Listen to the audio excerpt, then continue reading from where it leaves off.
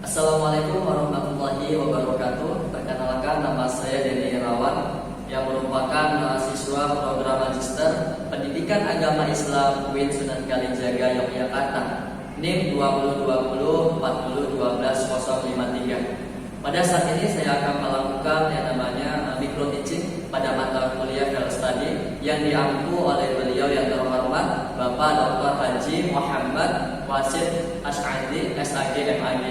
Sebab itu, ini saja perkenalan dari saya. Nanti saya akan melakukan micro teaching. Terima kasih. Wassalamualaikum warahmatullahi wabarakatuh. Bismillahirrahmanirrahim. Assalamualaikum warahmatullahi wabarakatuh. Alhamdulillah, pada hari ini kita dapat bertemu kembali di ruangan yang luas, bersih, dan pasti yang kita cintai ini. Sebelumnya mau bertanya, apa kabar semua? Sehat ya? Insya Allah mahasiswa-mahasiswi, para penerus bangsa yang berada di ruangan ini semuanya dalam keadaan sehat, dalam keadaan semangat. Nah, sebelumnya perkenalkan, nama saya Denny Irawan yang merupakan mahasiswa program Magister Pendidikan Agama Islam UIN Sunan Kalijaga Yogyakarta.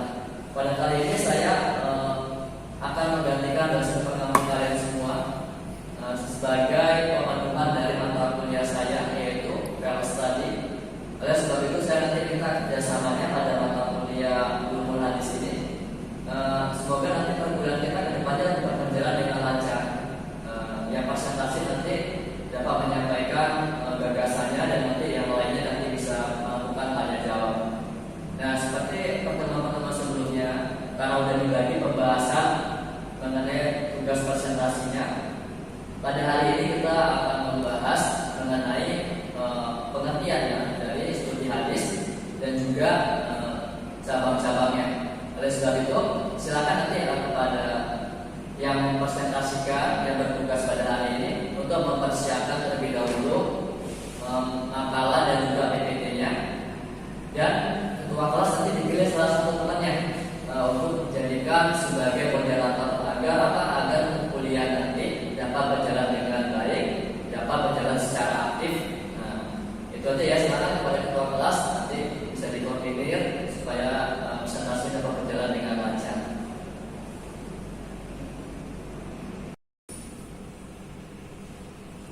Ya, baik, terima kasih. Nah, itulah hasil diskusi dari pemakalan hari ini.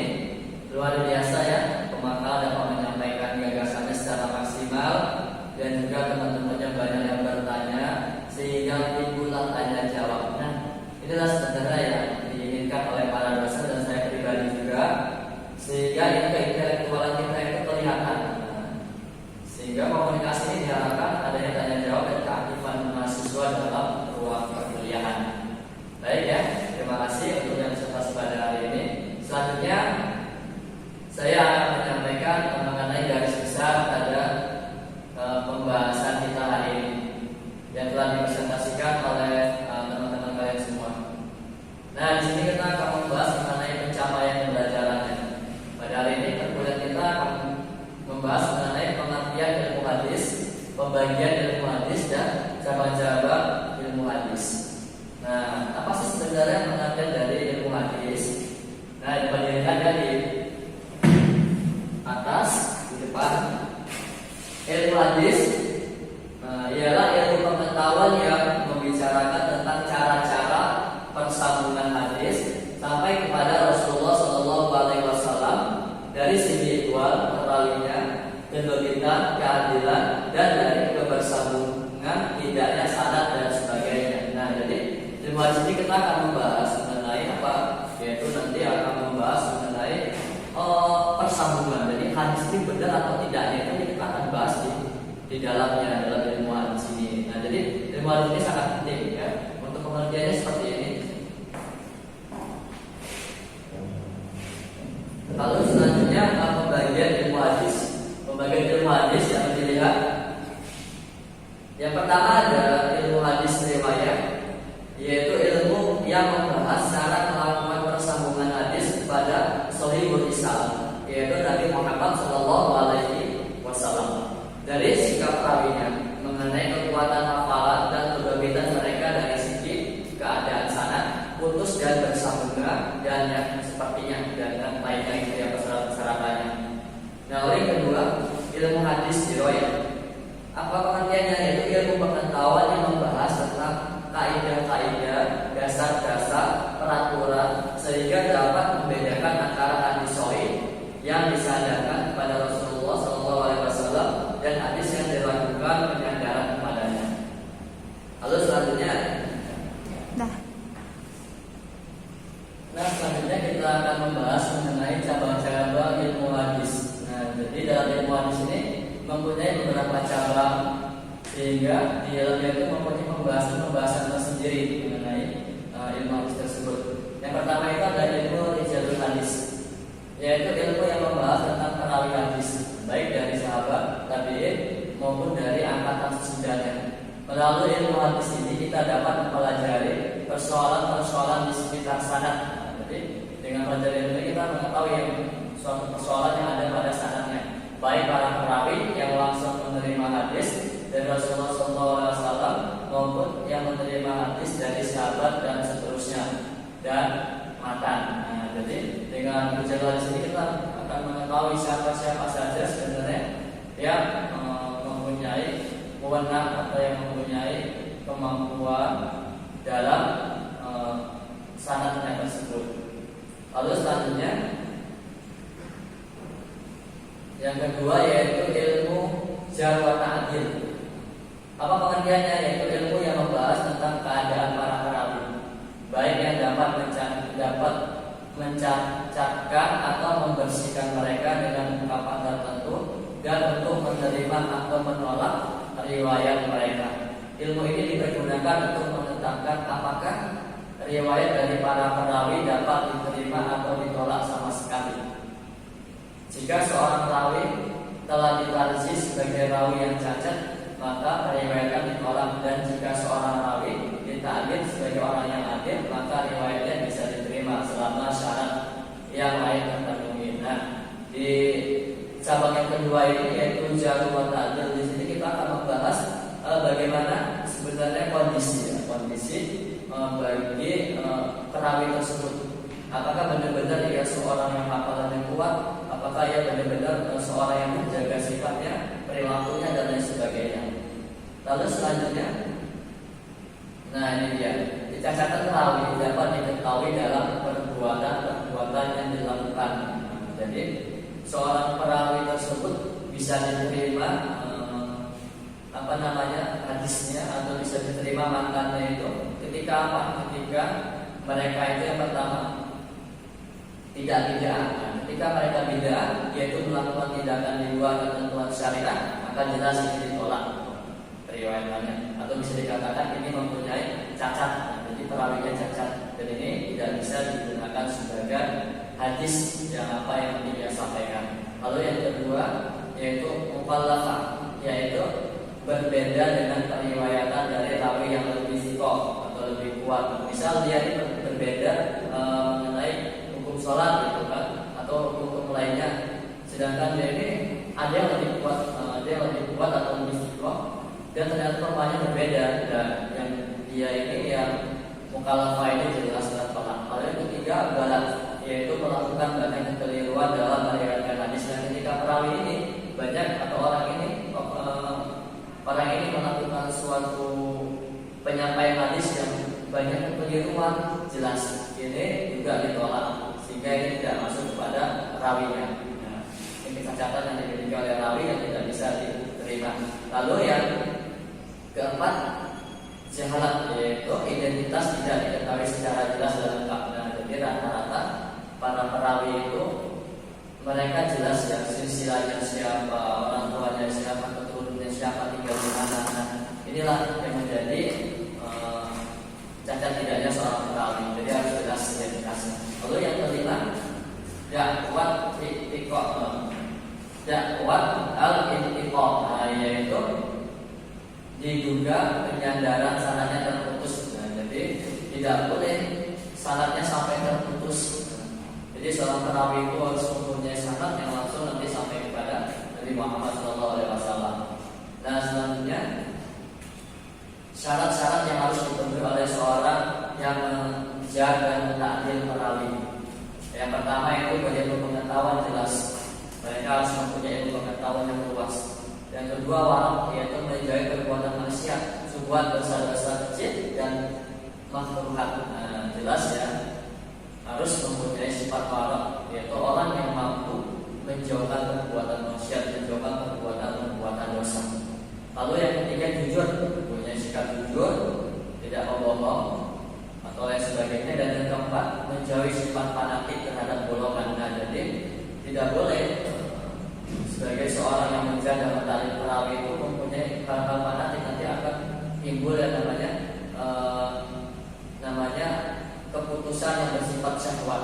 Ini nggak boleh. Atau nanti bisa dipolitikan suatu hukum satu dalil, ini nggak boleh. Jadi dia harus mempunyai yang namanya sifat-sifat yang netral sebenarnya, tidak fanatik. Lalu yang kelima, mengetahui ruang lingkup ilmu jar wa ta'dil. Nah, ini jelas ya, dasar-dasarnya harus diketahui sebagai seorang yang mampu menjaga mentakdir perawi. Lalu selanjutnya cabang yang ketiga, yaitu ilmu tarikh arbu'ah. Nah, ilmu ini mempelajari tentang para perawi dalam usahanya meriwayatkan hadis. Ilmu ini mengkhususkan pembahasan dari aspek sejarah orang-orang yang terlibat dalam periwayatannya, seperti kelahiran, wafatnya, guru-gurunya, masa atau waktu mereka mendengar hadis dari gurunya, tempat tinggal mereka, tempat mengadakan tawatur dan lain-lain. Lalu yang selanjutnya, yang keempat, cabang-cabang dari ilmu hadis, yaitu ilmu ilalul hadis. Ialah ilmu ini membahas tentang sebab-sebab tersembunyi yang dapat mencatatkan kesohihan hadis. Kesohihan hadis seperti mengatakan bersambung terhadap yang terputus atau sanadnya, menyebut hadis yang sanadnya tidak sampai kepada Nabi Muhammad SAW sebagai hadis yang sampai kepada Nabi SAW, atau memasukkan hadis ke dalam hadis lainnya. Ini ada ilmunya sendiri namanya ilmu ilalul hadis. Jadi harus benar-benar hadis yang tersambung. Dan selanjutnya yang kelima yaitu ilmu nasikh wal mansukh. Ini kita berarti harus ambil istilahnya dalam ilmu ini, yaitu ilmu yang mempelajari tentang hapus menghapus hadis. Kenapa hadis itu dihapus? Ya, karena ada suatu hal yang dimaksud adalah hadis yang datang kemudian menghapus hadis yang datang terlebih dahulu. Nah, jadi ada suatu hadis yang telah turun atau telah disampaikan Nabi Muhammad, dan ini pada waktu itu berlaku pada umatnya atau pengikutnya. Namun ketika beberapa waktu kemudian ada hadis yang turun lagi, dan ternyata hadis yang baru ini menghapus hadis yang lama. Karena apa? Karena ada suatu sebab akibat tertentu. Nah, untuk mengetahui nasikh dan mansukh, maka harus melalui beberapa cara, yaitu penjelasan dari nas atau syar'i sendiri, yaitu Rasulullah. Jadi Rasulullah menyampaikan sendiri, salah satunya ya, kita mengetahui apakah sudah nasikh dan mansukh, Rasulullah menyampaikan sendiri. Yang kedua, penjelasan dari para sahabat. Sahabat ini menyampaikan bahwasanya hadis ini sudah tidak berlaku pada zaman sekarang karena ada hadis yang baru dan lain sebagainya, dan sehingga hal itu terjadi yang nasikh mansukh. Lalu yang ketiga, mengetahui sejarah keluarnya hadis serta asbabul wurud hadis. Nah, di sini kita jelas harus mengetahui hadis yang terlebih dahulu turun dan hadis-hadis yang belakangan turun. Nah, ini sangat berpengaruh dalam hal nasikh dan mansukh. Nah, itu mengenai ilmu nasikh dan mansukh. Lalu selanjutnya mengenai cabang-cabang ilmu hadis yang pertama, ilmu asbabul wurud. Nah, kalau dalam istilah Al-Quran atau tafsir namanya ismu asbabul nuzul. Tapi kalau dalam hadis ini membahas mengenai turunnya hadis itu disebut dengan asbabul wurud atau asbabul wurudul hadis. Ilmu yang menganalisa lebih dalam suatu hadis berkaitan dengan konteks historis. Jadi kita harus mengetahui konteks historisnya, sejarah turunnya hadis, baik berupa peristiwa-peristiwa, pernyataan-pernyataan atau lain yang terjadi pada saat hadis itu disampaikan oleh Rasulullah SAW. Ilmu ini berfungsi sebagai alat analisa untuk menentukan umum khususnya suatu hadis, mutlak atau muqayyadnya suatu hadis nansi atau maksudnya suatu hadis dan lain sebagainya. Nah, apa? Ilmu asbabul nuzul ini sangat penting untuk diketahui mengenai hadis itu tersendiri ya, sehingga kita benar-benar mengetahui historis cerita hadis ini turun kenapa, hadis ini turun disebabkan apa, peristiwa apa dan lain sebagainya. Lalu selanjutnya yang ketujuh adalah ilmu gharibul hadis, ilmu yang mempelajari tentang tafsir lafaz pada matan hadis yang sulit dipahami karena jarang digunakan. Jadi ada hadis-hadis yang matanya itu sulit dipahami atau sulit dimengerti karena apa? Karena hal itu jarang dipersoalkan atau jarang dibahas, sehingga hal itu masih dalam kelihatan kelihatan baru ya. Jadi namanya gharibul hadis. Beberapa cara untuk menafsirkannya yaitu pertama, menghadapkan hadis yang matanya mengandung lafaz gharib dengan hadis dari sanad lainnya yang tidak mengandung lafaz gharib pada matanya. Yang kedua, penjelasan sahabat baik yang meriwayatkan langsung atau yang tidak paham makna lafaz gharib yang dimaksud. Lalu yang ketiga, penjelasan rawi selain sahabat. Nah, itu mengenai ilmu gharibul hadis. Lalu selanjutnya yang kedelapan, ilmu at-tasrif wa tahrif. Nah, apa itu? Yaitu ilmu yang mengetahui, ilmu pengetahuan ini berusaha menerangkan tentang hadis-hadis yang sudah diubah titik atau sakalnya dan bentuknya. Nah, dulu itu hadis maupun ayat Al-Quran itu ketika turun atau ketika pada zaman Nabi Muhammad itu masih dalam keadaan tidak ada barisnya, belum ada ilmu yang membahas mengenai sakel atau garis. Nah, sehingga memungkinkan bagi mereka yang membaca keliru dalam menyebutkannya karena garisnya belum ada. Nah, di sini dibahas mengenai ilmu at-tasrif wa tahrif. Lalu suatu contoh ya, dalam suatu riwayat disebutkan bahwa salah seorang yang meriwayatkan hadis dari Nabi Muhammad SAW dari Bani Sulaiman adalah Utbah ibnu Bazar. Padahal yang sebenarnya adalah Utbah bin Al-Hazar. Ini sangat beda ya, Al-Bazar dengan Al-Hazar. Dalam hadis ini terjadi perubahan sebuah Al-Bazar menjadi Al-Hazar. Nah, sehingga ada namanya ilmu tasrif wa tahrif, sehingga ketika kita membacanya kita benar-benar sesuai dengan apa yang dimaksud. Jangan sampai kita membaca misalnya kalimat Fatahah, karena kita selama membaca garis ada bisa berubah makna seperti Futihah dan lain sebagainya. Nah, makanya penting ilmu ini sehingga kita nanti membacanya dengan benar dan maknanya juga benar. Lalu yang terakhir ini yang ke-9 yaitu ilmu mukhtaliful hadis. Cabang yang terakhir mengenai cabang ilmu hadis yaitu ilmu mukhtaliful hadis. Ya, apa itu? Yaitu ilmu ini mempertemukan hadis-hadis yang menurut lahirnya saling bertentangan maknanya. Nah, di sini ada hadis yang mempunyai makna yang bertentangan, untuk kemudian dipertentangkan, untuk kemudian pertentangan tersebut dihilangkan karena adanya kemungkinan dapat dikompromikan. Nah, jadi ada hadis yang satu hadis dengan hadis lain bertentangan. Nah, tapi bagaimana caranya supaya ada keluar? Maka adanya namanya ilmu mukhtaliful hadis. Nah, ilmu ini nanti yang akan mengajak atau menyelesaikan suatu permasalahan atau suatu pertentangan dalam hadis tersebut. Ya, pastinya hal itu dapat dikompromikan ya, karena adanya solusi. Nah, inilah pentingnya ilmu mukhtaliful hadis. Adapun cara mengkompromikan hadis-hadis tersebut adalah yang pertama dengan mentaqyid, memutlakan hadis. Yang kedua dengan mentaksis atau mengkhususkan umumannya, mana yang lebih khusus. Dan yang ketiga dengan memilih sanad yang lebih kuat atau yang lebih banyak datangnya.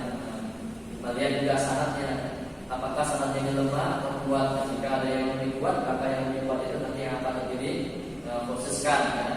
Sehingga dapat ditemukan titik temunya atau titik keluarnya dalam pertentangan suatu hadis. Yang keempat, dengan membawanya kepada beberapa kejadian yang relevan dengan hadis tersebut. Nah, misal ada suatu hal membahas tentang sesuatu yang pada masa ini, kita lihat pada masa ini sesuai nggak hadis ini, bisa nggak? Kalau nggak bisa, berarti kita cari hadis yang sesuai dengan masanya atau sesuai dengan kondisinya. Nah, itu mengenai ilmu mukhalaful hadis, mencari jalan keluar atau menemukan solusi dalam pertentangan hadis-hadis yang ada. Nah, terima kasih ya. Mungkin itu saja mengenai garis besar yang dapat saya sampaikan. Semoga mahasiswa-mahasiswi penerus bangsa dapat memahami apa yang saya sampaikan. Nah, sehingga nanti ketika kita pulang, kita bisa belajar lagi, kita mendalam lagi, sehingga kita mengetahui problematika apa aja yang ada di masyarakat. Kita juga bisa mengeluarkan jalan keluarnya. Nah, mungkin itu aja. Terima kasih atas kerjasamanya, terima kasih atas perhatiannya. Sampai jumpa di lain waktu. Semoga kita masih diberi kesempatan dan masih diberi umur yang panjang. Saya akhiri. Wassalamualaikum warahmatullahi wabarakatuh.